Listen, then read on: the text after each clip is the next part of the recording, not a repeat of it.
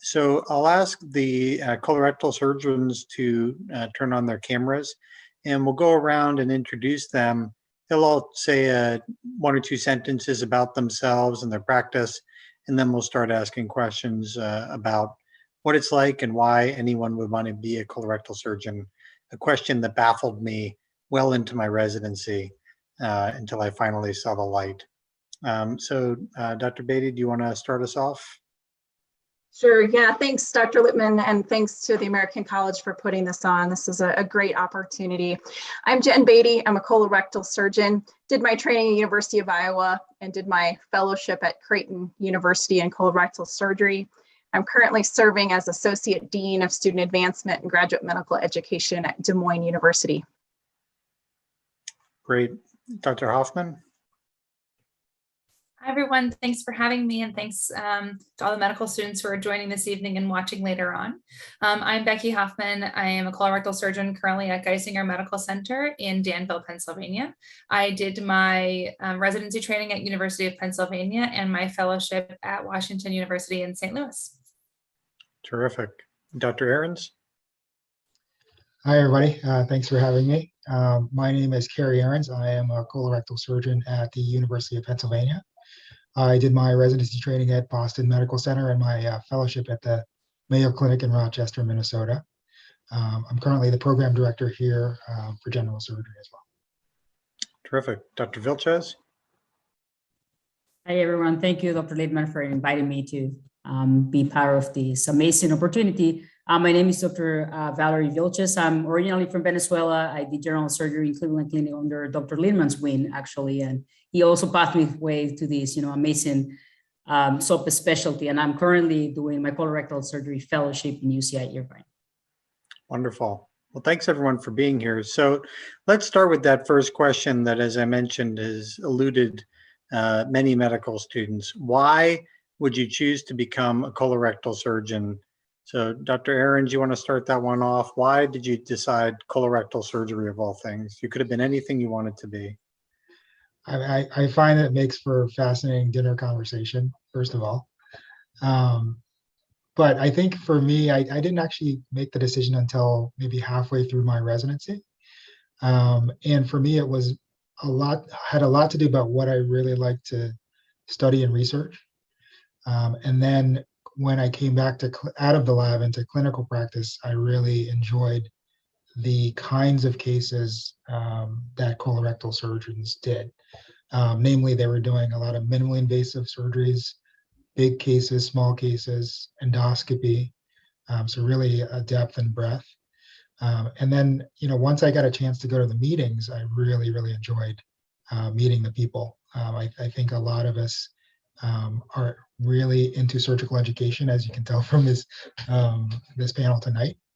And certainly mentorship was a really strong undercurrent in the meeting and the people that I met. So I really enjoyed that aspect as well. Yeah, I think a lot of people echo those similar sentiments. Dr. Beatty, anything different that steered you towards colorectal? There's always an opening, which is a horrible joke, but it had to be said on the call tonight. I think Kerry hit it on the head. When you go to the main colorectal surgery conference, the ASCRS, we're a small society. There's just over 2,000 of us. And it doesn't take long before you start to know everybody. And we really are a fun group of people to hang out with and get to know. And it just makes the field so much more enjoyable. Terrific. Dr. Hoffman? I think one of the things about the breadth of cases that we do when I was thinking about it is, I knew that I wanted a family and wanted to have a little bit of flexibility. And so the ability to have long cases, big cases on one day and have another day where you can do 6, 7, 8 small cases that really make a difference in someone's life, but yet make it out to soccer practice was something that was really enticing to me. And I found, in my early career that's been true. And I was really fazed by that. And I think that that's a really great thing to think about if you're thinking about being a mom or a dad and having a family and wanting to be around for some of that stuff too. And Dr. Vilches, other than your incredible program director mentor, what else led you to pursue colorectal surgery? I mean, it was mainly that, but besides, no, I'm just definitely mentorship. I will echo the preference of this. Mentorship is fantastic in our subspecialty, but I do think that there is, a little bit of everything in terms of case volume, patient population that you treat, benign versus malignant disease. There is a lot to still know about the subspecialty. So every single day we're just, studying, researching, learning new stuff and kind of rewinding ourselves within, the cancer path, IBD path. There is so many good, different options. I do echo Dr. Hoffman as well. I think there is a little bit more of a balance in your lifestyle, becoming a colorectal surgeon and in other subspecialties. All depends on what you ended up wanted, but the other thing is it's fun, right? It's one of the specialties, as everyone has said, that we get along. You will probably in your career, it's hard to say that you will meet a colorectal surgeon that actually is not happy about doing colorectal surgery and the patient that we just actually treat. I think it's just as important as any other. But from the trainee perspective, the mentorship that I had before, but the mentorship that I have also in the societies is super important. And I think that's part of like what, our medical students need to just learn of the subspecialty. Thanks. So Dr. Beatty, we heard from Dr. Ahrens that it wasn't until about midway through his residency that he figured out he wanted to be a colorectal surgeon. When did the light strike you? And what should someone do once they realize that's the field they want to pursue? What's the next step? Great question. So I figured it out late. I had planned to be a general surgeon so I could do everything. And the farther along I got, I realized I wanted to be more of an expert in a smaller field, but I didn't want to give up all of the cool things a general surgeon can do. So once I figured out I like doing small anal rectal outpatient cases, endoscopy, and planning huge multidisciplinary combined cases with urologists, gynecologists, I knew I needed to become a colorectal surgeon. So the path to becoming a colorectal surgeon is at least a 5-year program in general surgery. Some general surgery programs extend to 6 and 7 years based on research. And then beyond that, it is a single year, a minimum fellowship. Some people extend that out and do extra research, but it's just a 1-year fellowship and it is a very intense year. And the best thing to do once you figure it out is to seek out mentorship. That's great. And, you mentioned something about the benign anorectal cases, the abscesses and hemorrhoids and fissures and fistulas. And I think that's one of those things that may turn some people away from the field. But Dr. Hoffman, I heard you sort of extolling the virtues of those operations. Can you talk more about that? Yeah, of course. I mean, not everything that is rewarding is cancer. Those things certainly are. And I think as a young medical student, you feel a little bit like you're out to save the world sometimes. But you have to remember that there are some things that are really life altering for patients, really, worry them and hurt them every day. And some of those things are anorectal cases. So you can still make a big difference even in benign disease. And I mean, I don't know, who doesn't love to like pop a good abscess? It's like really good, right? And people feel great and they feel better. So, I mean, those are really good. I don't know, it's just, those are really nice, quick cases where you feel like you can just make, and some of them are even more intricate. I mean, transanal excisions of large polyps can be much more involved, even things like treating complex fistulas. There's a lot of delicacy that happens in the anorectal region and a lot of delicate surgery that has to happen given the nature of the anatomy down there. So it's just an opportunity to make a little bit different, a little bit more delicate in a different way. Yeah, and I think we'll hear more about that later in the evening when we hear from our OBGYN colleagues, sort of some similar, as you mentioned, delicate operations that can really be life-changing for the patients. Dr. Ahrens, can you tell us a little bit about your practice? What are the kinds of cases you do? What does a week look like for a colorectal surgeon at your place? Yeah, so I work in a sort of very busy university-based practice. We are 8 colorectal surgeons spread out over 3 hospitals. So we have a really big catchment of patients. I sort of work at the main hospital where, we see a lot of routine problems in complex patients and complex problems in complex patients, as well as, serving as a hospital that gets a lot of referrals from surrounding neighborhoods. So I think my week is generally pretty set. So I see patients twice a week, and I operate twice a week, and I have one day for admin stuff as program director. But I think a great example of what a typical operative day may look like for me was what I did today. I'm just getting out of the operating room now.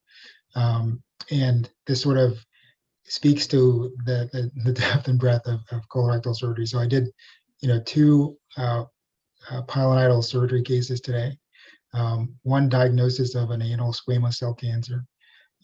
One multivisceral resection where I did a colectomy when one of the HPV oncologists was doing a hepatectomy, and an exploration for a gentleman with Crohn's. So I did all of that before 7, and managed to get on a call and do some teaching and education. So I think, it really is a very rewarding practice in that I can do a lot of different things in one given day, which is very rewarding. Yeah, there's certainly a lot of opportunity for picking a variety of different types of cases. And Dr. Vilches, maybe you could talk a little bit about what the training is like. Dr. Beatty had implied that the training was fairly intense. What are the options? Are there different training paradigms? Is it all very intense, or are there some laid back fellowships, or what can you tell us about that process? So I will agree, Dr. What Dr. Beatty said before. After you finish your general surgery, training, which could be between 5 to 7, 8 years, depending on what program are you into, and if you do research or no, or you do any type of further training. It's 1 year at least of fellowship. I think it is a really intense year in terms of the amount of learning opportunities that you have, and the amount of of things that you have to just get into your belt before you become a staff. I think there are different types of training within the fellowship. So some of the fellowship I will start with are multiple fellows in a single institution, with multiple staff, versus what I'm doing currently, that is just a single person fellowship. There is, always in the pros and cons, there is some pros and cons of each of the programs.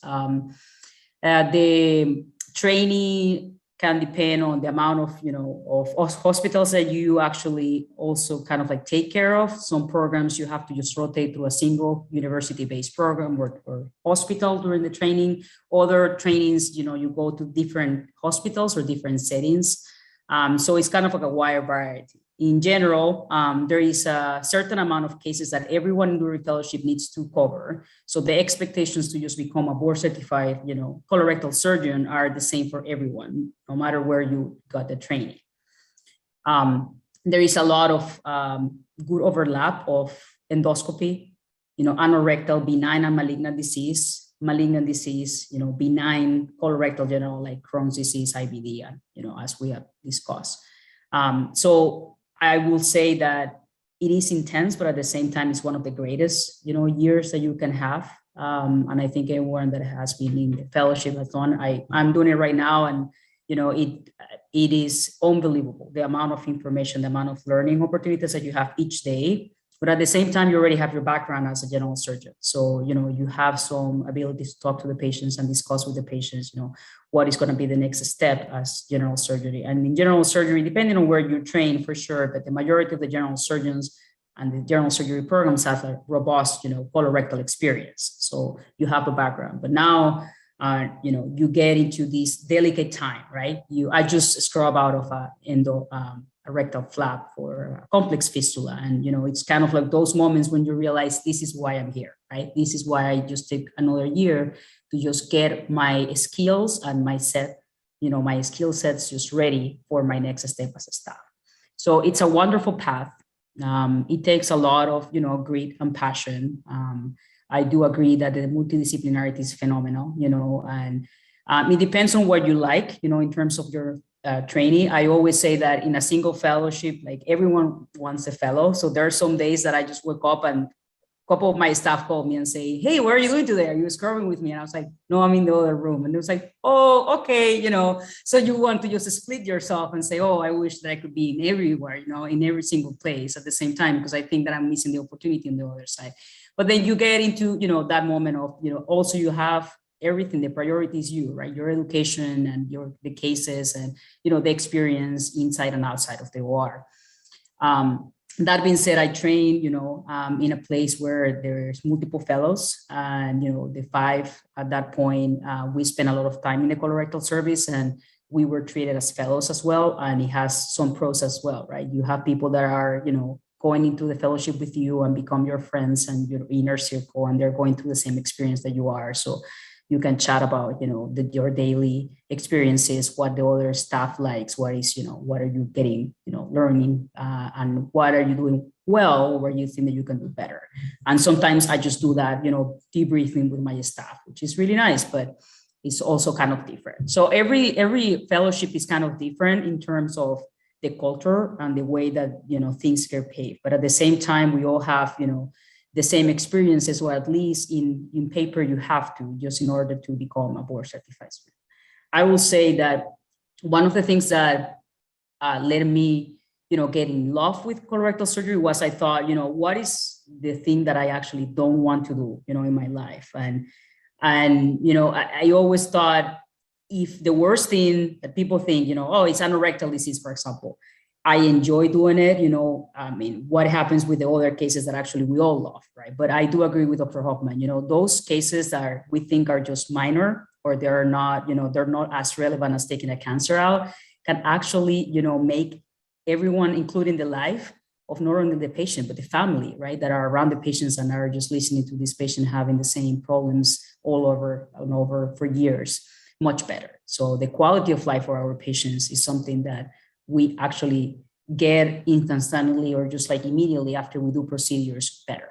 And that's part of like what makes us, a great part of the subspecialty. That's great. So, Dr. Beatty, can you talk a little bit about what's some of the research and new and exciting things that are coming down the pike in colorectal surgery? And I wanted, forgive me, I meant to remind our live participants to please post any questions in the Q&A. We'll get them to our panelists. But yeah, Dr. Beatty, talk to a little bit about what's the research, what's the latest things going on. If someone has an interest in those things, what can they get involved with in the field?